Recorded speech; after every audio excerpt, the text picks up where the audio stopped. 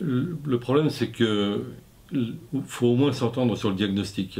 Et le diagnostic, je pense qu'il est quand même assez évident maintenant pour que, honnêtement, on dise que les bombardements au gaz sarin ont eu lieu et qui sont l'œuvre du régime. Toute autre hypothèse est folle. On ne peut pas imaginer sérieusement que les rebelles aient inondé de gaz toxiques leur propre position, à supposer même qu'ils aient les moyens logistiques, ce qu'ils n'ont pas, d'utiliser ce genre d'armes. Donc au moins, sincèrement, s'entendre sur le diagnostic. Ce qui n'induit rien ensuite des positions que l'on peut prendre par rapport à l'intervention. Oui, parce qu'il y a une sorte de soutien à Bachar qui est inavoué.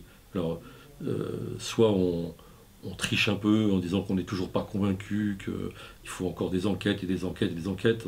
On a vu un certain nombre de personnages politiques sortant de Matignon il y a quelques jours se prendre à douter encore contre toute évidence. Mais si on est d'accord sur ce diagnostic, on peut avoir quand même de bonnes raisons de ne pas être partisan de la chute de Bachar el-Assad, parce qu'on redoute le jour d'après, c'est-à-dire le morcellement du pays, l'hypothèse islamiste dure, les milices, etc. etc.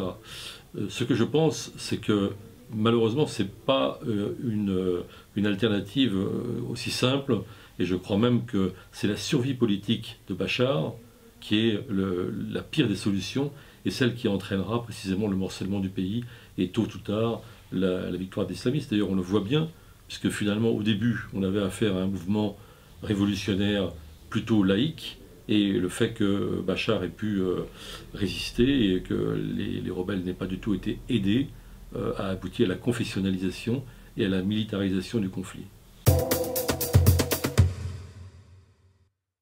Alors, moi, je ne suis pas du tout partisan de la punition, pour reprendre le mot de Hollande, et des bombes venues de destroyers ou d'avions en Méditerranée, etc. Pour plusieurs raisons. La première, c'est que ça sera inefficace.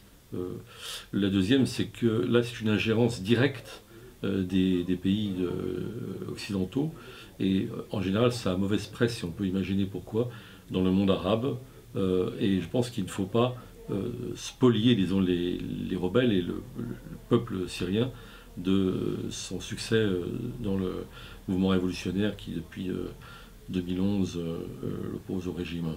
Alors, je suis beaucoup plus partisan, et depuis le début, d'une aide aux rebelles, et en particulier au courant laïque, pour leur permettre de se défendre et de résister en particulier face à des armes qu'ils n'ont pas, c'est-à-dire les avions, et puis les missiles, et donc des armes anti-aériennes qui leur permettent de rétablir, disons, le rapport de force. Ce n'est qu'en rétablissant le rapport de force militaire qu'on pourra imposer à Bachar une solution politique.